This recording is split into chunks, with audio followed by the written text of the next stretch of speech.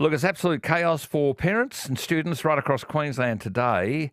51,000 teachers have walked off the job. It is a massive strike. And I've got a Mr. almost 7-year-old grandson, and he's, he must be wondering, this is good. They do a strike. I've had twice now.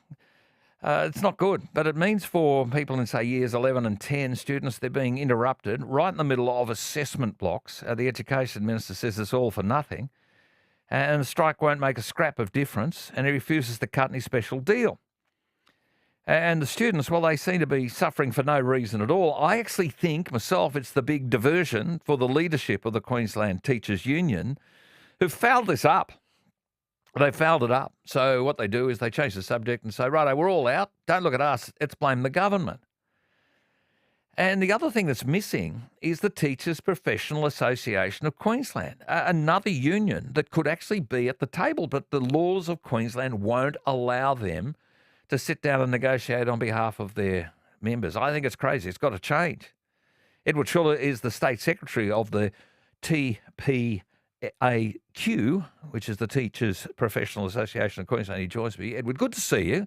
Am I being fair that I think the QTU leadership are more worried about their jobs than necessarily the teachers, because teachers are missing out on a day's wage today. Exactly, and the QTU executives aren't missing out at all. And that's sort of the point. You're right, the QTU do have a lot of blame to foot here. They're the ones that have overseen this system. They're the ones that have allowed student behaviour and teaching conditions to get so poor.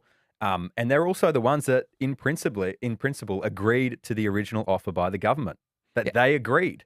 And they were telling their members to vote for it, and the members said no. Yeah, well, they sort of realised early on, and it was similar to what happened with the Queensland Police Union in negotiations a couple months ago. They realised, hey, this is probably the best thing we're going to get, because clearly we're not good at negotiating. And what happened is the backlash from the grassroots members was massive, because there wasn't a change at all. The reality is the 8% over 3 years isn't keeping up with inflation. And there's so much waste in the system that the QTU has actually benefited from in the past. So that the problem is twofold. You're right. A lot of blame is to foot by the QTU.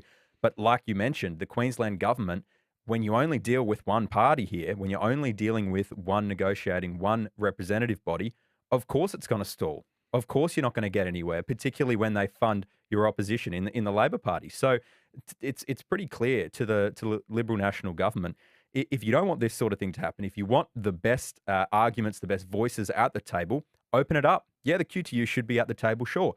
So should the TPAQ and any other teaching representative body. They should have a spot at the bargaining table, because at the moment, this isn't serving teachers, students, or parents well at all.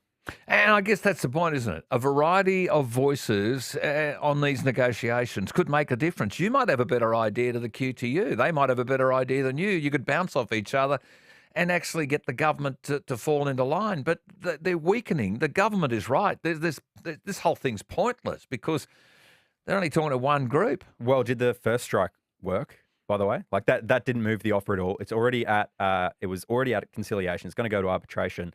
It's not going to change anything tangibly. It's a bit of a tantrum by the QTU, because they played this horribly wrong, and the government has been able to stick with something that is ripping teachers off completely, and that's not okay. But this whole thing from the beginning has been a sham. The strikes are a sham. They don't achieve anything. The QTU exec is still getting paid today, while 51,000 teachers aren't, and they're trying to do what they believe is the best thing to do, which is to fight for their wages and their conditions.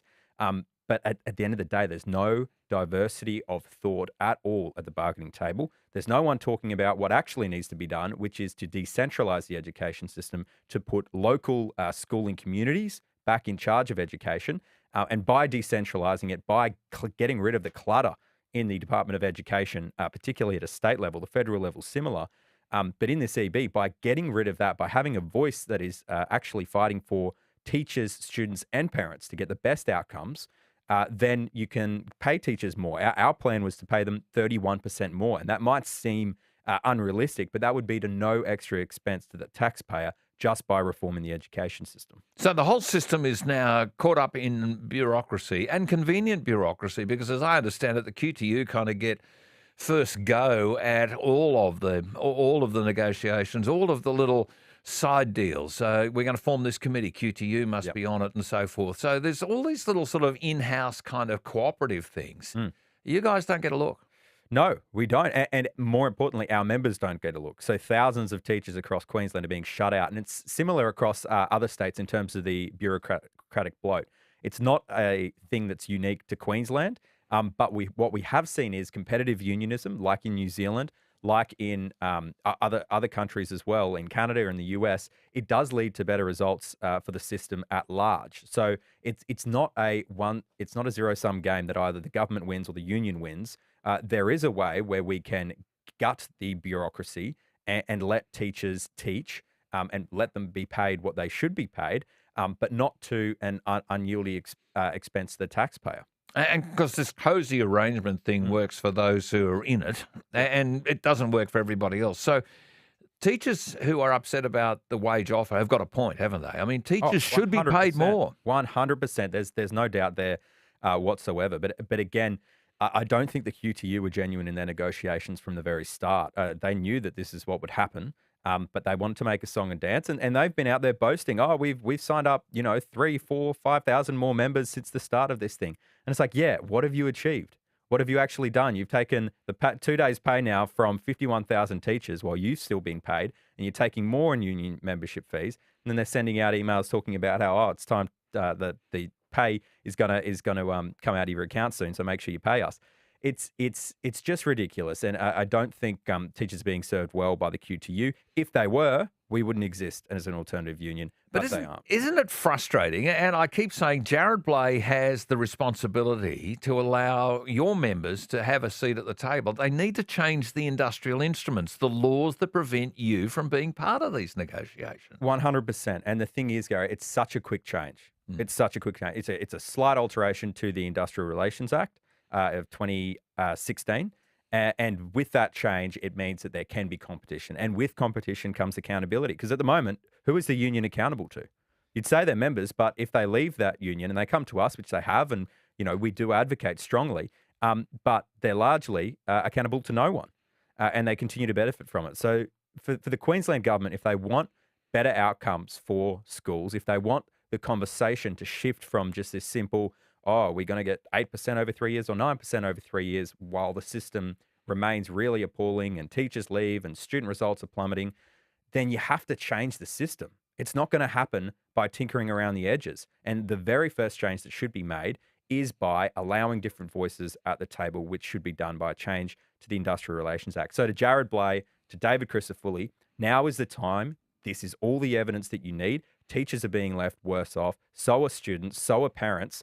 And the government's copping a lot of flack for it, as they should, because they've allowed this to happen. So Edward Schuller, if they were to bring in that kind of legislative change, that simple change to allow competitive unionism, what do you think the response from the QTU would be? They'll pull everybody out on a big strike again, I guess. It's all about them. That's the problem. They've forgotten about the teachers, their members. Yeah. They've forgotten about the students. They've forgotten about the parents who are worried their students are not necessarily getting the help they need. And it's all on this pretense of we're victims. They're trying to create a victimhood mentality when, in fact, a more professional approach would be allow the competition. Let's see what the best result is. Well, that's it. And that's the answer to the question, what would the QTU do? Well, what they should do is, maybe pull their finger out and start delivering the services that they need to their members. Maybe don't charge over $1,000 a year in membership fees and funnel it through to left-wing social and political causes. Yeah, maybe focus on the people that are paying you